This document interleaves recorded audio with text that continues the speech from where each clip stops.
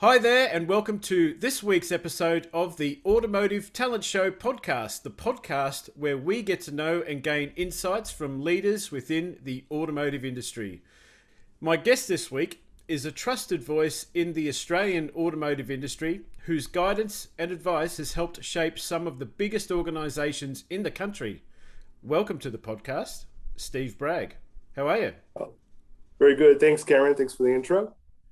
That's all right. That's all right. You are you definitely live up to that verbiage there. You are someone that definitely has I suppose helped guide and shape through the different things you've done through your career in the industry in Australia. So I'm sure everyone is fairly familiar with the with who you are, mate. But for the people that don't know, what's the Steve Bragg story?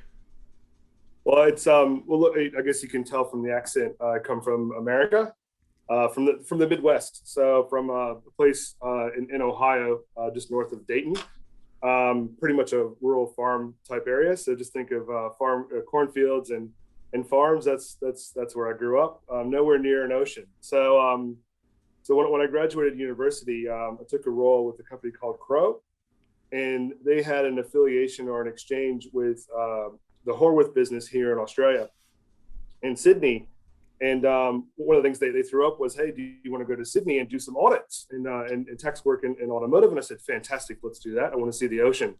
Because I literally had never seen the ocean until I came to Australia in 2003 on secondment or on exchange to do basically audits of car dealerships.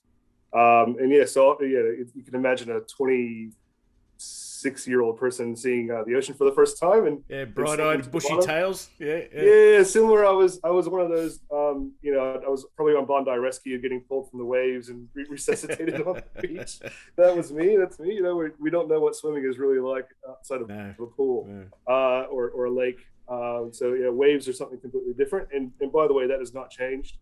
My ability to swim in the ocean has probably degraded as I've been here for 17 years. So I tend to find I love the ocean. I love the beach, but yeah, it's a workout for me because I get beat up by the waves. I'm not very good at it. So you'd expect. I've done some surfing lessons, but it is what it is. But yeah, so I came to Australia back in 2003 on exchange. I did that 3 times. So I would basically do the busy time of year for tax and audit in the US, and then I'd come to Australia and do the same thing. And then I met my wife, my wife on the second trip over, and then I moved here on the 3rd trip. I worked with Wayne Pearson for all that time. So Wayne's a good mate of mine and a mentor and everything I do. And he's currently working with us here at Pictures, but we'll get to that. I did that, and then Crow Horwath here in Australia got acquired by Deloitte. So this is the long story, but I think it needs to be told. But Horwath got acquired by Deloitte. So that's how the Deloitte Motor Industry Services division was born. And then I left Deloitte in late 2012 to join C&H Industrial, who have Case, New Holland, and then Iveco Trucks. And they had quite a big, they still do quite a big retail group as well, because they would take over dealerships as dealers would fall over. So they had dealerships in Melbourne, Sydney, Brisbane, Perth, and Auckland. So as part of my role, the first job I had was to go in and help get processes in the finance and operational bits into those businesses. And with the help of a lot of people, there's a few people out there I'd like to mention, like Matt Davis and Nicole Bell, or Spinks is her name now, up at Motorcycle Holdings. So there's a few people that really would help me along there and did some really good work with me. Danielle Williamson is just people that may want to know their names being mentioned, because they were very helpful in me doing a good job there. And then so we got that organized and sorted, and then they said, Steve, would you please come to head office in Melbourne to be the head of finance for Iveco, and that's in Dandenong. And by the way, it's probably it is still one of the last manufacturing of automotive or in the motor industry. So they actually still stamp the parts there, like from the beginning, like the sheet metal into parts into trucks. They're not producing a lot of trucks, but they're producing trucks down there. And they're the Echo, the Iveco Echo, which is the compactor, which is a garbage truck, or the mixing bowls for the concrete trucks. They're long history. I think they've been making those trucks for about 50 or 60 years. So I did that, and then at the end of 2016, Wayne was at KPMG building up a motor industry practice, and he reached out to me, and we had a chat, and he said, "Well, come over and we'll build up. We're going to build a motor industry practice again." So we did that for a bit, and then I was looking for a mid-tier home for the business, because it's sort of back to the future, back to the beginning of where we came from, because the mid-tier really fits better in with our clients. We're able to move at their speed, be entrepreneurial, be agile like they are. As you know, car dealers are very agile. They have to be. They make decisions all the time. And you have to be in a space where you can move at their pace. And that was the big reason why I wanted to move to a mid-tier. And Pictures, for me, was the most like what we had at Horwath back in the day, as far as setup as the partnership is concerned. And the people, the culture here is fantastic. Pictures have a great bunch of people, and they sort of reflect the client base that we have. So I'm very happy to join Pictures in early January. So I've been here just under 4 weeks, and it's all going well so far. Yeah, it's a very I think, the automotive industry, whether it doesn't matter really what side you stand on in regards to whether you're on a whether you're a business like ours that obviously specializes in the talent acquisition space, or like yours. It's a relationship based business, isn't it? And when 100%. And it's long-term relationships that make a big difference. And for me, I tell this to anyone who doesn't understand. I'm not a gearhead. I like cars. I think cars are beautiful things. I think cars, I understand why people like cars, or why they fall in love with certain brands. But for me, I'm a business person.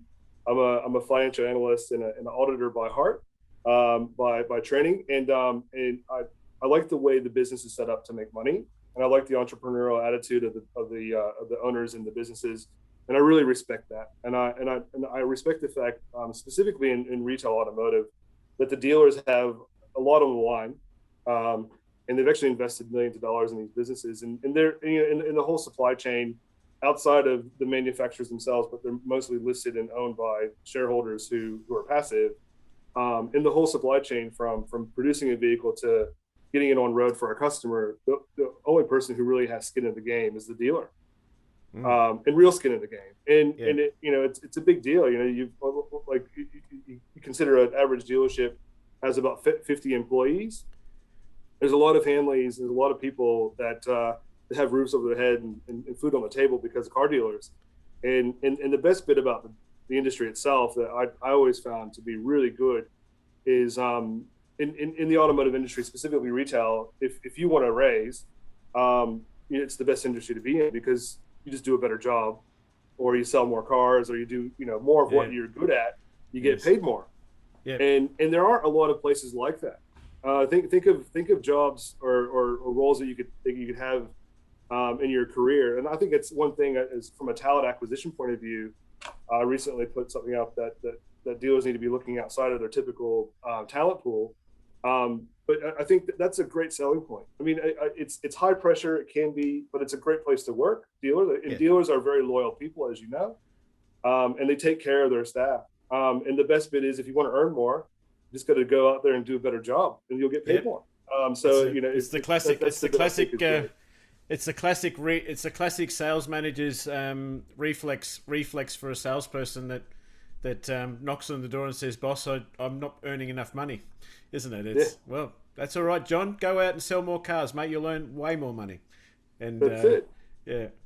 It's but and I think that's always been the charm of the industry, hasn't it? It's that that entrepreneurial and business within a business, and you're right, it is something that's very appealing. But I think one of the big issues that we find, and I read that article that you contributed to in Go Auto, and it's something that we've been working with our partners on for many years, when it comes to roles where you can attract people from other industries, it is the thing that should be appealing to people from other industries.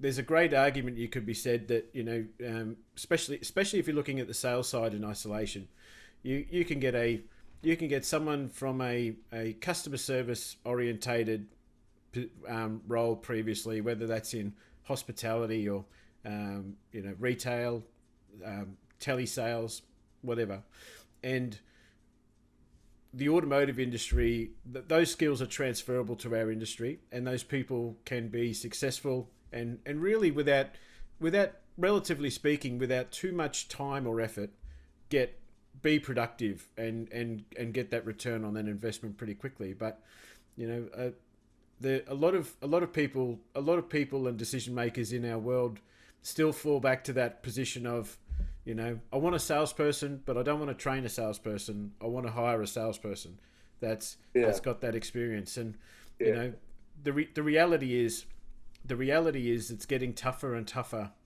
It's getting tougher and tougher to do that. That's exactly it.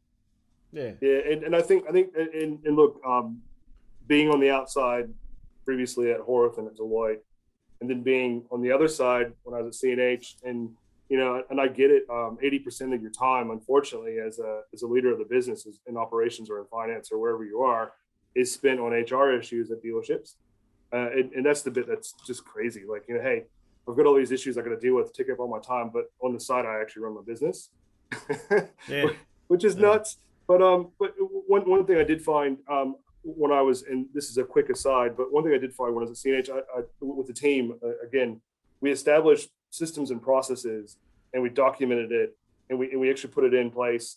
And I automated a lot of functions as well in the finance side of the business. But importantly, with the documentation of this is how you do your job, right? And that's one thing. And we're all in the industry. It's really disparate where that is. It's in Excel here, saved on this drive. It's in a folder on that person's desk. Yeah. Blah, blah, blah. There's always processes and systems everywhere, but no one has a central resource of this is how you do the job. And we sort of established that at CNH and at the dealership, so that I could hire anyone. As long as I had you get this through the interview process. If I got a person that's personable, has a good personality, fits my culture, fits my brand's culture, and appears, and it has the credentials that they're smart enough to learn, which they've gone to TAFE or university or whatever, they can do the job. Because hey, you're a good person. I think you're great. I think you'll fit in. Here's how you do your job. Here's the manual. Here's the woodchuck manual on how to perform your role. Because and that's important for a few reasons. Because one, the talent pool in automotive retail is aging, and they're getting older, and they're leaving, they're retiring, whatever, right? Yep. And we've had an industry of what you just said. Hey, I want a person who I don't have to train. I want an experienced person in my brand who knows how to use our systems, Pentana or whatever it is, Auto IT or Titan. So you're really narrowing down your top talent pool. I want a person who's worked at Ford, who knows Pentana, who can sell 15 a month, right? Yeah. And so there's like 6 people that can do that in the state, right? Yeah. And none of them live anywhere close to your dealership. So instantly they're gone. And then so then you keep rehashing the same people who have bad habits from wherever they've been. And then the other bit is those people are aging as time goes on, and they're not replacing themselves. So now we're in a position, I think, where the industry is forced to look elsewhere, to look at other talent pools, to look at younger people and saying, hey, this is actually a good place to work. You can learn a lot here. There's a lot of support, and you can actually earn a good bit of money.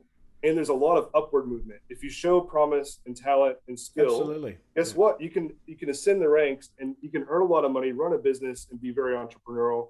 And at some point, maybe own your own dealership. So it's all those things I think need to be spun out to the market, saying, hey, it's actually a good spot to be. And then I think internally as dealership and the motor industry people, we need to take the attitude of, hey, I'm retiring in 10 years, 5 years, whatever it is. I need to be thinking about who's going to replace me. And from a dealer's point of view, the owner's point of view, they actually need to be really forcing that issue.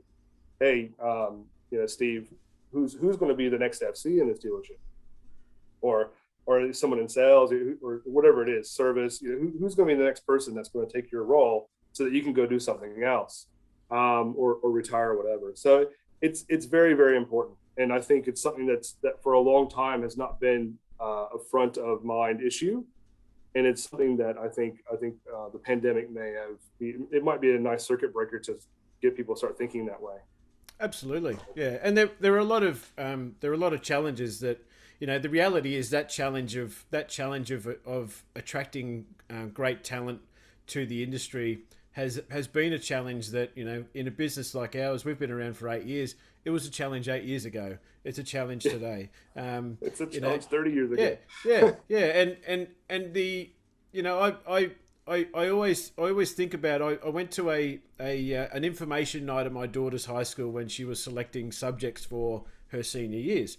And the only thing I remember from that night, because they tend to be a bit of a sleep fest, but the only thing I remember from that night is the principal said 49% of the jobs that our children will do have not even been invented yet. Yep. And for me, the light bulb went off and said, if our industry has to compete with that, as well as what we're currently competing with, so the challenge is only going to get harder. Therefore, I think we need to look at your institutions like the greatest franchise model in the world in McDonald's, for example, and say, what makes McDonald's successful? And that's the answer to that question is generally the store manager that is the store manager started at the front desk, and he generally started at the front desk in that store. He didn't start somewhere else. He started flipping burgers or on the counter or whatever in that particular set of bricks and mortar. And it's trained, and they're trained and developed and succession planned through the business. So yeah, it's a big challenge. It is definitely a big challenge. It is. But I think the good thing is there is a solution. So yeah, as challenging as it is, there is definitely a solution to it. And I think you mentioned that roles that my kids, your kids will be doing haven't even been invented yet. Like, I think it's a bit more closer to home, even in our generation. My wife's role, for example, she works for Ericsson, and when you think of Ericsson, you think of those old mobile phones. Yeah. They actually own all the mobile phone hardware, so all the mobile networks, and then they lease that out to Telstra and Optus and that. But interestingly enough, the job she does for them is she's their employer brand and marketing manager and talent recruitment. Right. So her job is to convince you, as a person looking for a job, that it's a great place to work, and then it's not the old mobile phone business. It does, because it does outsourced IT, it does all these other things, and so that's a role that didn't exist 5 years ago. But it's sort of just evolved with social media, LinkedIn, and all those things. And it's become very important because clearly attracting the right people is basically the difference of having a good business or not. And Absolutely. And as much as people will think that it's product and processes and all those things that we think are important, which they are, in the end, if you don't have the right person in your business, or the right set of people, or the right amount of people that are good as your product and placement and everything is, it'll all fall into a heap. Yeah, absolutely. Yeah. Prior to the pandemic, it used to be it wasn't your interest rate, or it wasn't the price of petrol, or it wasn't anything significant that was the biggest variable in your business. It was the people that you had within that that responded to every inquiry, meted and greeted all your customers, and delivered an experience. They were the variable between, a meeting target and not meeting target. Yeah, no, 100%. Yeah, and I think everything's been sort of shifted for a short period of time. In my view, I think if you think of how the industry is currently going, we're in a bit of a purple patch at the moment, where we have less cars than there is demand. We have low interest rates. We have people saving money like they've never saved money before. because they're not going overseas for holidays and they're not spending money traveling at all, pretty much. So they're just funneling that cash back into cars, either upgrading their current vehicle or getting something for the weekends or buying some toys. I mean, I think the other thing that might get missed in the car industry is that the motorcycle industry was down significantly, and it went down I think about 12 months before the cars started to trend down, but they went down very steep, but it's just boomerang right back up, and they're having probably the best year they've had ever. On the same thing, like you're not going overseas spending $20,000, $30,000, $50,000 for your family. So why don't we just go buy a couple of dirt bikes, an ATV, and a jet ski? Yeah. Yeah. Which is good for the industry, and I think good for people. I think let's hope that some of the lessons learned in the pandemic stick. I think lessons learned of I don't need to go on overseas holidays every year. I don't need all these Instagram moments of me in front of the beach. There's plenty of nice beaches in Australia. There's probably plenty of nice beaches within 100 Ks of most people that live in Australia. Yep. So why do I need to spend money going to Bali or Hawaii or whatever? Let's save some money, pump that into assets, buy some toys, and have a bit of fun in our own backyard. So I think if that message gets through, I think that's good. And if it sticks, that'd be great. Yeah, absolutely. And there's been a lot of learnings taken out of the 2020 experiment, hasn't it? Really, it's I think there's different organisations reacted differently. Different brands reacted differently. I think it would have been great if everyone had the level of hindsight and that they could have utilised to I suppose have a little bit more formulation on their plan. But it's been real interesting. It's been a real interesting insight into the different organisations on how they've actually reacted through the 2020 year, hasn't it? Yeah, I mean, I'm primarily a service-based delivery, which what I do, and the good thing about that is a lot of that can be done virtually. I personally prefer face-to-face. Yes. I guess I'm a bit of the old guard, but yeah. Well, I think honestly, for a short period of time, it works really well. But what you lose is the interaction and the connectivity with your staff. And you lose a lot of training opportunities and a lot of learning opportunities for the junior staff. But I think where you have to be like most dealerships, where you have to be on the front line as they're calling it, or actually be at the job. I think what we've learned there is we could be a lot more flexible in delivery of what we do. And I think the real upshot is it's forced a lot of what we knew was coming anyway, of this omni-channel approach, where you do a lot of the sales journey online and actually do some execution of the transaction online, and the delivery happens at the dealership. It needs to be seamless. So I think a lot of that was forced to basically be brought forward. And I think it's a good thing for the industry, because it's going to make us a lot more efficient in what we do, and hopefully it'll drive some changes that are pretty sorely needed. And I think it's like I said, it's a good thing for everyone. But more importantly, it makes what we do and what the industry does a lot more attractive to people from outside the industry again, because we're not seen as rigid. You don't turn up in a tie every day in a suit, and also you're able to do some things at the dealership or away from the dealership. You can work from home. I think there's a female, probably a female issue, or how you want to phrase it, but there's a lack of female talent in the industry. And maybe if we show a lot more flexibility, that'll bring that female talent back. Because as you and I know, and most people know in the industry, a majority of the actual decision making and the purchase of a vehicle is done by the wife, not the husband. Even though the husband might think he's got some say, it's usually whatever the wife wants, right? Yeah. Right. We just go in and try to be macho and make the deal happen. But in the end, they just let us think that we have the decision making. That's it. Well, personally, that's how it works in my family. Yeah. We drive the car my wife likes, because technically she drives it more than I do. So I'm happy with that. And like I said, I'm not particularly a gearhead when it comes to it. I appreciate a nice car, and I like I like, when I do go to some of these super lux dealerships, it's quite astonishing how amazing these cars are. But in the end, it's horses for courses.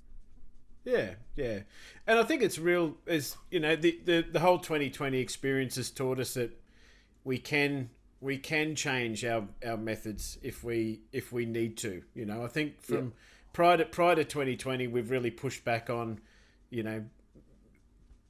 no one will ever buy a car online. No one will ever do this. No one will ever do that.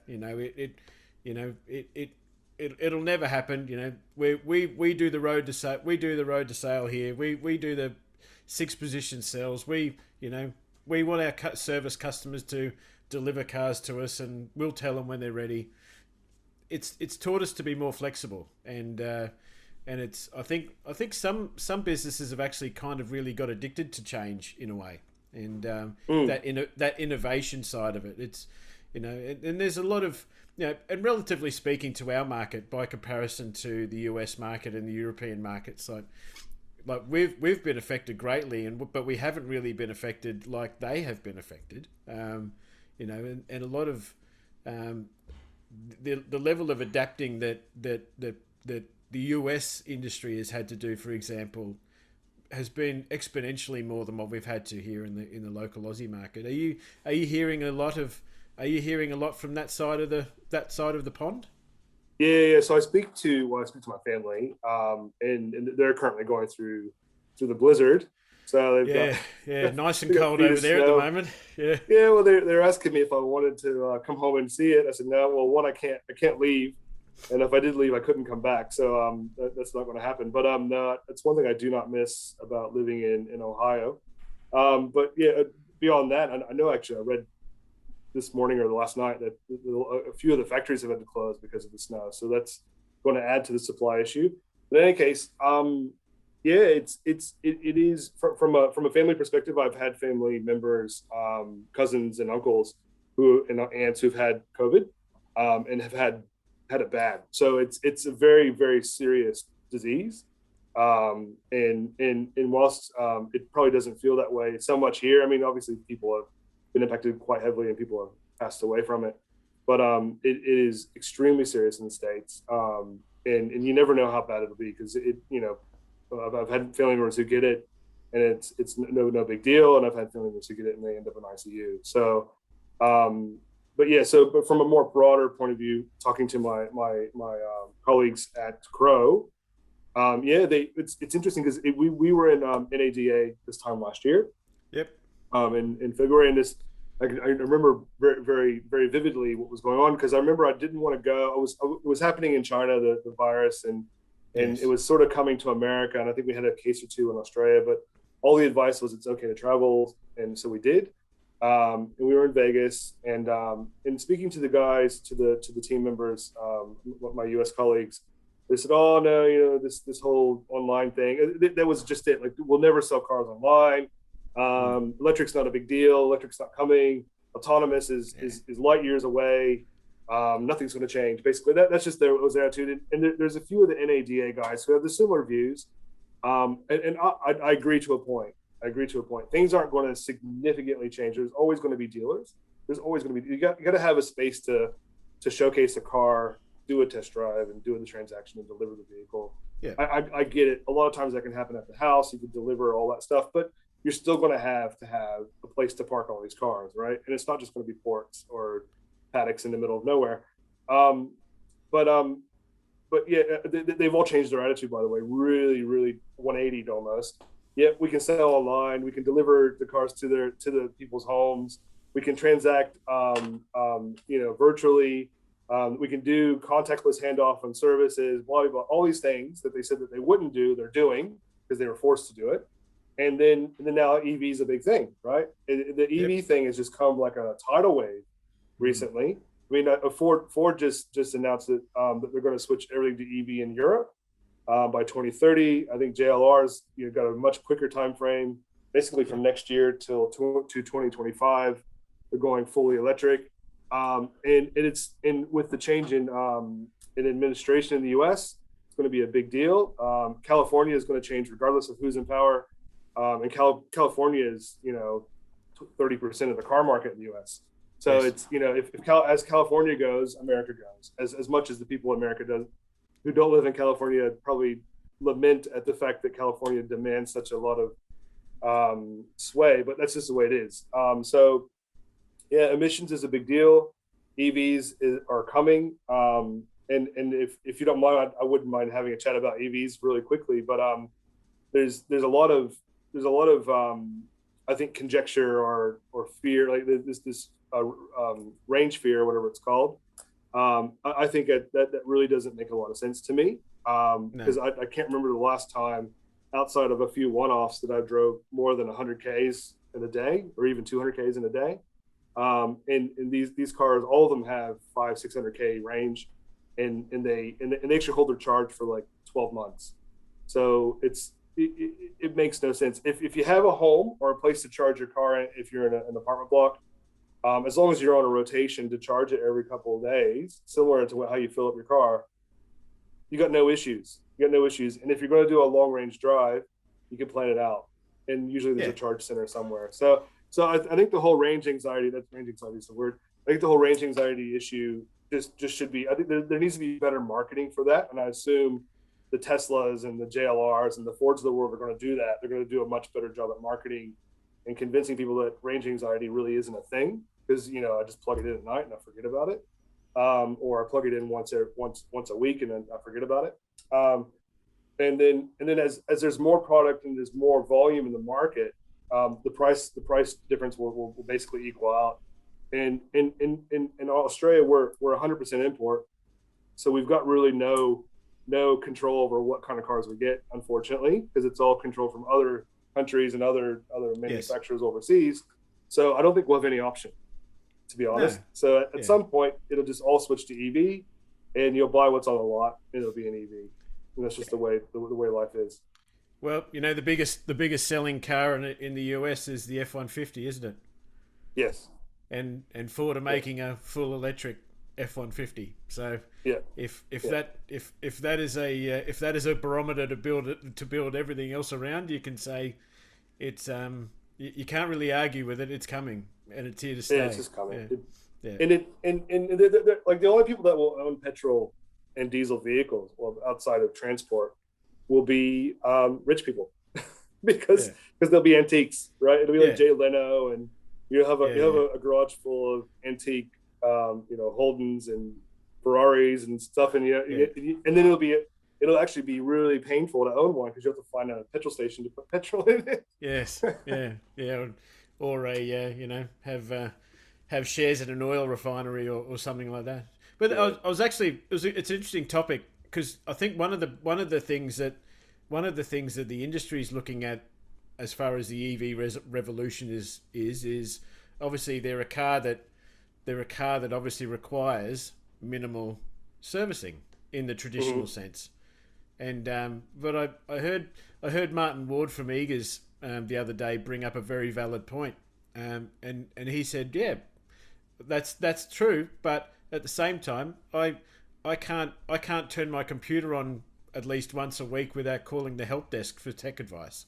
So they still require servicing, but it's not in the traditional sense that we know it. And obviously these things are going to be highly connected as well. But there is still a traditional place in automotive retail for ongoing servicing of EVs.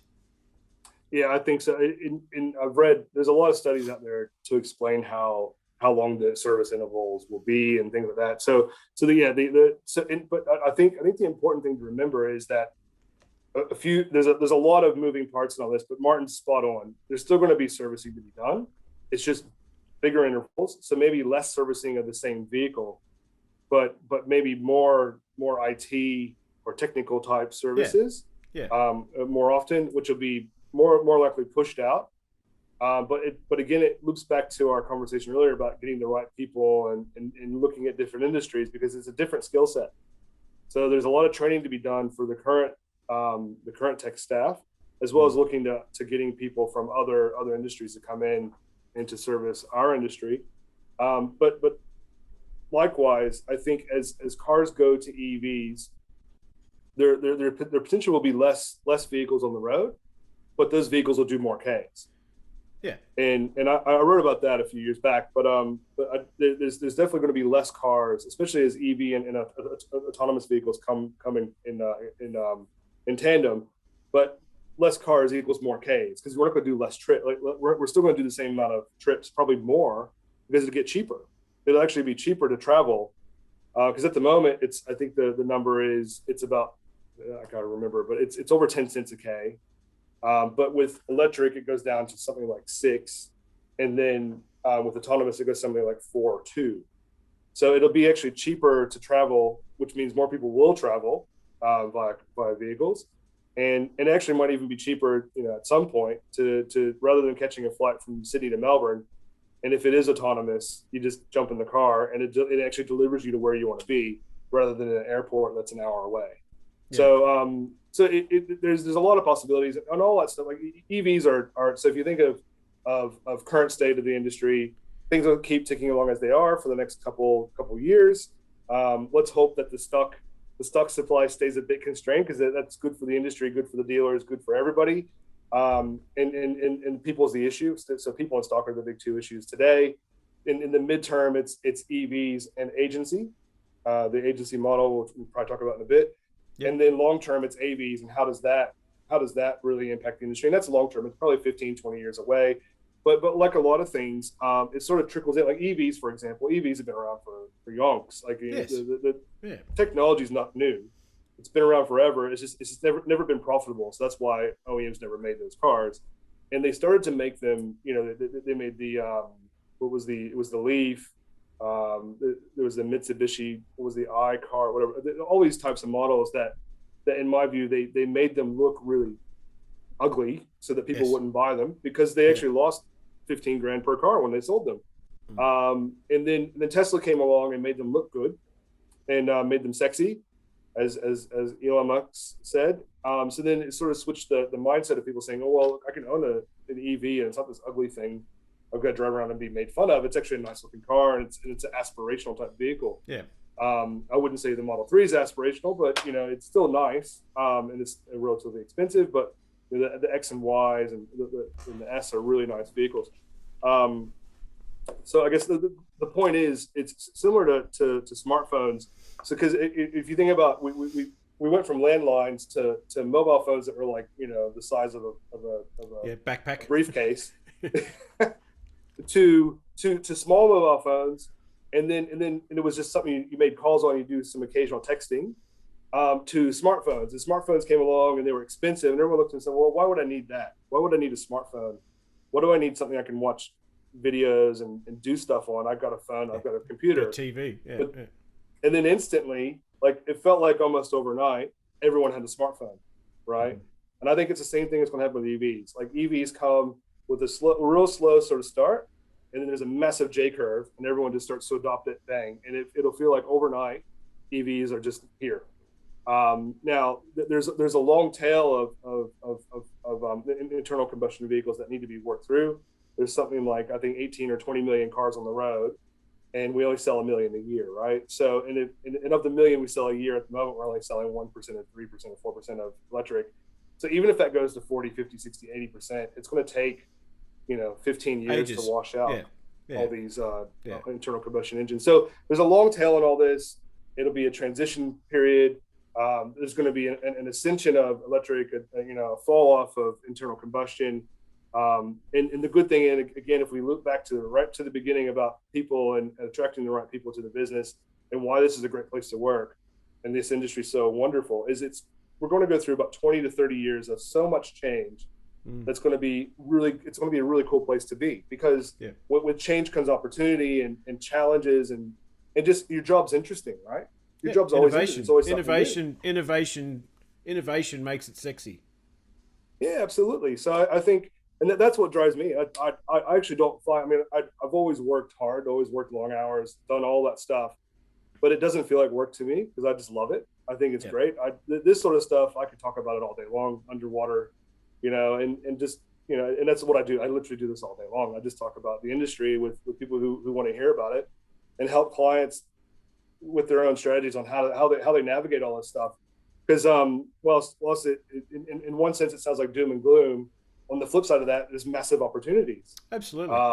And there's a lot of money to be made, and there's a lot of fun to be had in between. So that's why we do what we do. That's why I love it. Yeah, absolutely. And you know, I think you touched on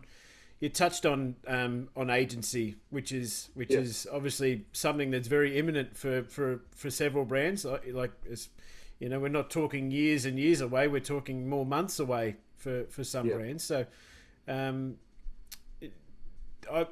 my feeling is that I think eventually everyone will gravitate that way, towards an agency model of some description.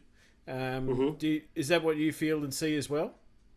Well, it's just happening. It is. There's 6 brands currently in this market that are switching to agency, or that they're in some part of that journey that we know about. By the way, I'm not involved in helping any of those brands switch to agency. I'm sort of watching from the sidelines and helping dealers to adjust to it.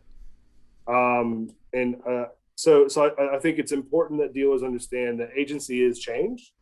But like I said, again, where you've got change, which causes challenges, it also creates opportunities. So one thing we're doing at the moment, we're working on in the background is building this is your business in the current model. This is your business in the agency model, and we'll put some metrics around that. And we'll go to the industry and say, well, look, you know, we'll help you through that transition. Like, you know, half your brands are still under the same dealer franchise model, and the other half is agency. Here's how you do it, how you deal with the change and the transition. But it'll be interesting. I guess more importantly, and a bit concerning is what's happened in New Zealand with Honda. I'm not sure if you've read the article out of Automotive. Yeah. But they've basically gone full direct to customer. So no one can sell a Honda in New Zealand except for Honda. This is from what I read. So I'm not an insider. I don't know. But from the 1st of May, there are 7 company-owned dealerships who can sell cars. And then the rest of the network, which is quite small, it's been really scaled back from what it was back in 2001 to what it is today. Because 2001 is when they first went to agency. And so it's been a long time. It's a very long experiment, 20 years now. Yes. They've had agency in New Zealand. But long story short, only Honda-owned dealerships can sell cars at the dealership. All the other dealers, I think there's 13 others, I believe. I don't know the numbers exactly, but they're either service agents, like branded Honda service agents. Yes. And then there's non-branded Honda service agents. So you're just an authorized servicer. And at both of those, cars can be put on display and appointments taken, but only a Honda brand ambassador or a Honda branded person can come in and actually do the transaction. So it's a different model. It's a different way of making money. Still probably could be profitable. I mean, I'm assuming, well, look, in the end, any business run properly can make money. And you know, it's likely maybe better for the dealer, but again, it's change. So because you're not worried about selling the car, you're not worried about sales volume, you're not worried about carrying stock, you're not worried about marketing. What you're worried about is giving a good service experience.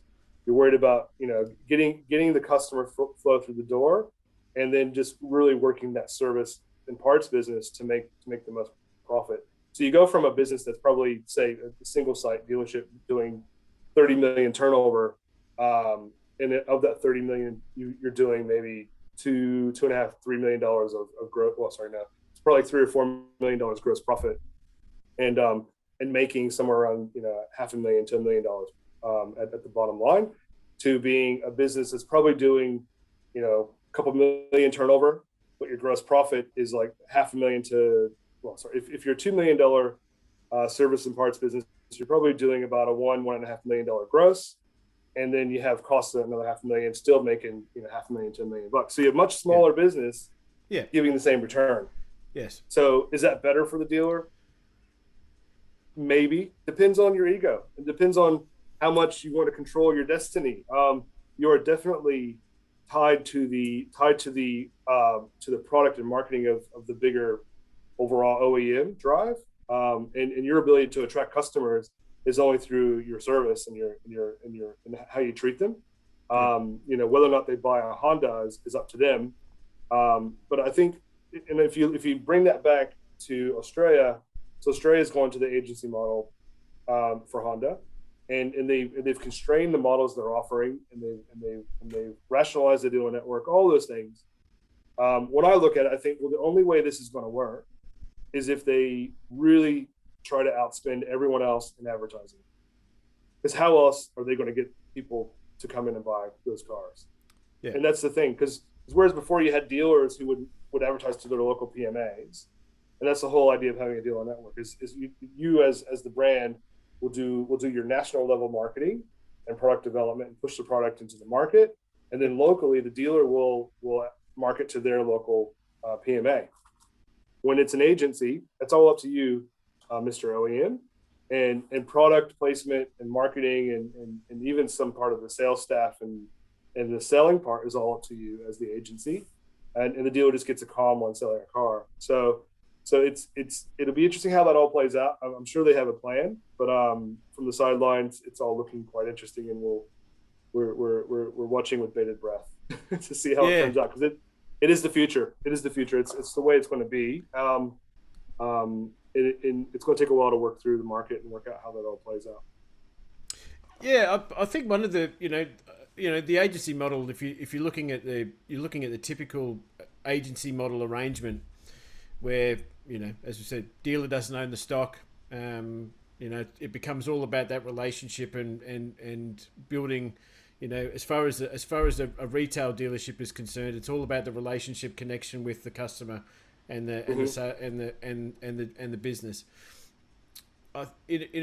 When that is in play, I believe it's a great opportunity to change the paradigm of how a salesperson works and operates in the industry. Right now, for example, one of the big pushbacks, especially in your Sydney and Melbourne markets, where there's 7-day trade and different circumstances, is that people don't want to work every Saturday. People don't want to work, don't want to have a rotating roster over these periods, and a lot of great skilled automotive people have left the industry because of it. And I think the other thing that people don't want is they don't want people don't want a very small retainer and then basically the same weight of retainer earned in commission.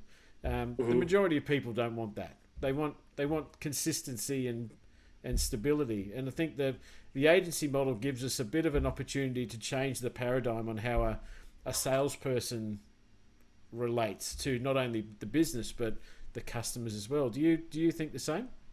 Yeah. Well, look, I mean, I think if we've been taught a few lessons in the pandemic.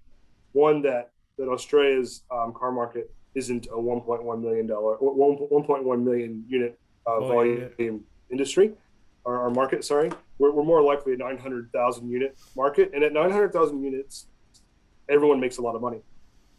Where that doesn't work is for the OEM factories in Europe or US or wherever they're at, because they actually make money by turning the metal, right? So hence why they put the targets on the local distributor, who then puts the targets on the dealer, and then the dealer then puts that target on the salesperson. So there's a reason for that explanation. But so once that pressure's let off, there's an agency model in that. So if the targets are set at the right level, and then the dealer is focused on delivering an experience and not to hit a number, which then means people then, like from a sales point of view, or even most staff at the dealership, aren't actually being incentivized to hit targets that they can't hit, then you can that's a good catalyst for changing the way we pay people. So you can have a larger retainer, a large fixed portion of your income, and a small commission bonus structure, which then will get you to try to achieve that next level for the business, for the brand, for whatever reason. And I think you're 100% right. If we want to attract the right people, we need to have a more stable environment and that's rostering. So rostering in the sense that there are people who will work weekends. We just have to find them, and there are people who want to work during the week.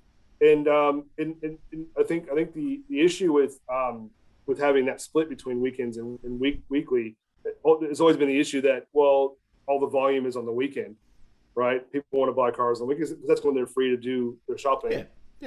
So the people who work during the week aren't going to give up the weekend because that's when they can hit their targets and make their money. So the whole paradigm shifts, and there's a catalyst for change with the agency. And I think you're 100% right. It's whether or not I think we said earlier, if we've learned the lessons of the pandemic in the last 12 months, the problem is we tend to forget very quickly.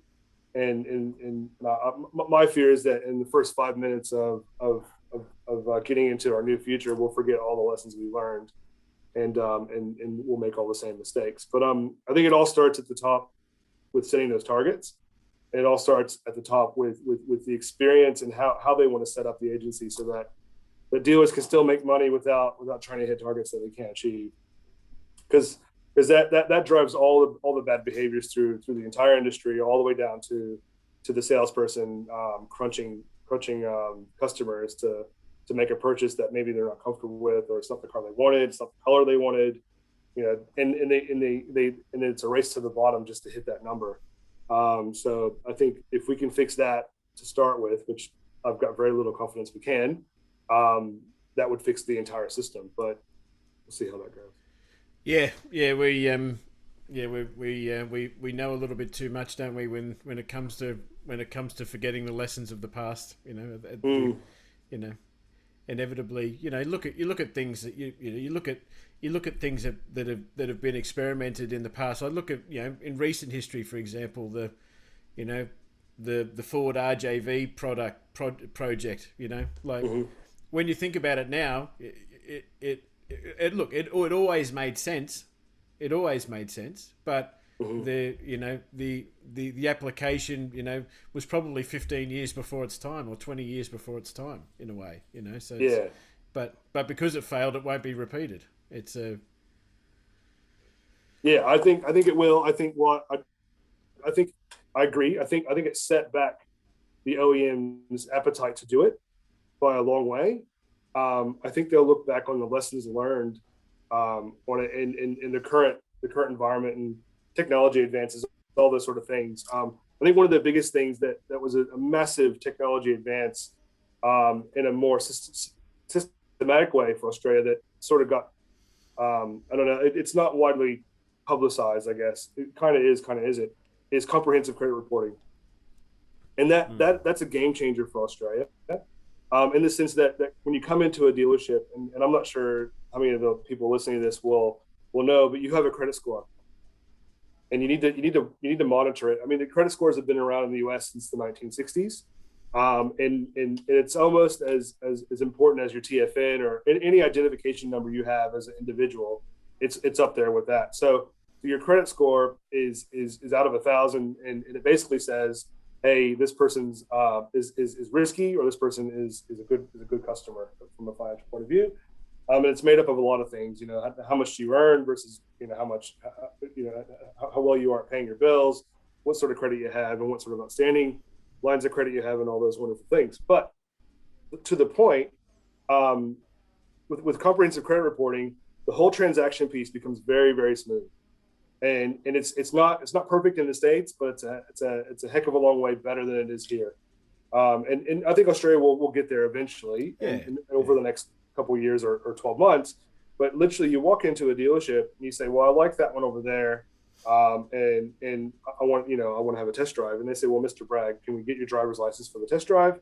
And by the way, sign here to consent for us to do a quick credit check, which means they're just going to look at your score. They're actually going to touch your file, but they're going to look at your score.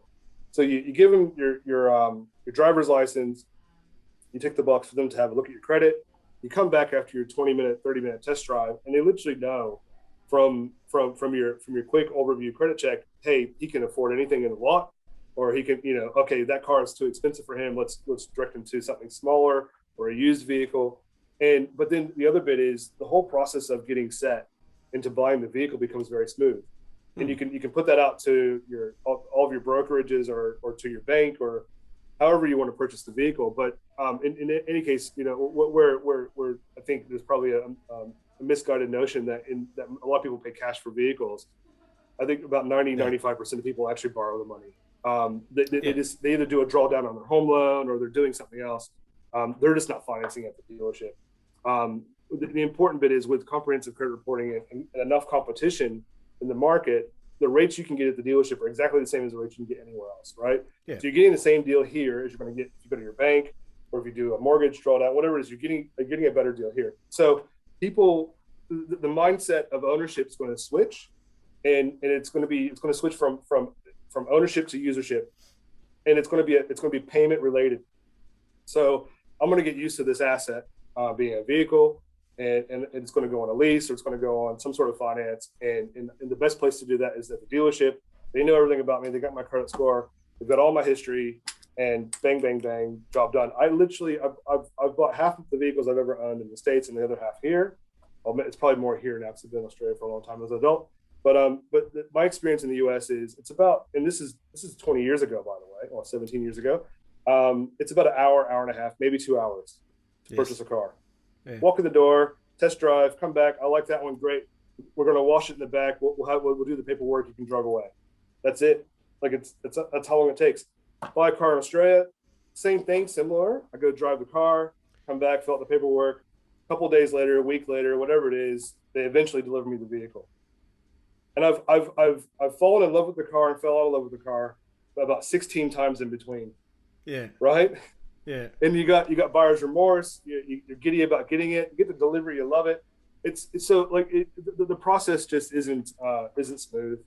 And with comprehensive credit reporting, I think that's the technological or systematic change that has happened that has been underplayed or not really publicized enough that I think will be a game changer in how we buy cars. That along with omnichannel and all that wonderful stuff is going to change the whole process. And I think that's super important. I guess I sort of lost my train of thought there for a minute. Yeah, no, but I think it definitely adds value because actually it's sort of I wanted to ask you about mobility. Mobility is a word that is becoming a part of the vernacular pretty more frequent, at least the last couple of years, and the OEMs are thinking mobility. They're not just thinking the standard business model. But I don't think the retail network is thinking mobility to its fullest extent just yet. And by mobility, obviously, it's not just Toyota making a little glass box of autonomy.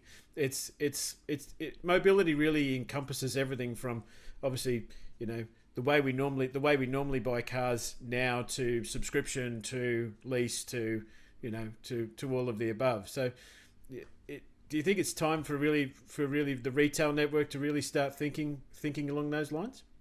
Yeah, that's a very loaded question. I could probably spend 2 hours on that.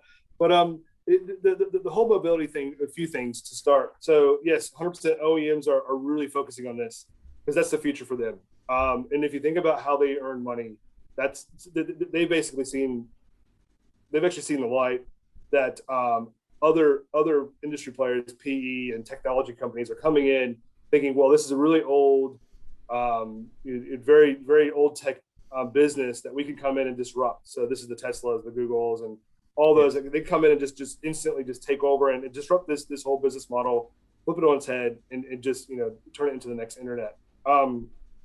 And so all the OEMs look at this saying, okay, well, how do we react to this? And I guess one to look at, which I think is interesting, and I'm not sure it's the best example, but anyway, it is what it is Daimler. So Daimler has now split its car and truck businesses. And this was all, they planned this years ago. And I think they had quite a few strategies where they talked about it. So they've got their car business, which is now Mercedes-Benz. They've got the truck business, which is Daimler Trucks. And they have their old finance business and Mercedes-Benz Finance, which is now their mobility company. So it's still finance. So they've actually said mobility is finance. That's how they've actually structured their business. So we make the cars here, we make the trucks here, and the mobility piece is with our finance business because that's how they see mobility. And when things go up to the electric version of what they are today, you're gonna see the manufacturer, the electric company, and the finance companies all come together, and probably through the electric company or some sort of conduit or some sort of version of that, go to mobility. And it's going to be a payment-based system where you get your whole package for all your electric and insurance. Oh, I forgot what the insurance company's in there. For your insurance, your finance, and your electric package will all come as one. So, hey, Steve, you've got a house, you've got 2 cars, you've got a holiday home, a business, whatever. Okay, well, here's your package, and here's the best deal we can do for you. And by the way, as part of that, you get this device, which is a car. It's an electric car. Here's your device, and all that's wrapped up into one payment through the energy company or some sort of provider, backed up by all these other businesses. There's a manufacturer of the vehicle. There's a dealership that delivers and services the car. There's an insurance company that underwrites everything, and then there's a finance company who basically brings the cash to the table, and then it's seamless. Once a week, you make a payment, and somehow you have use of a vehicle, like similar to your mobile phone.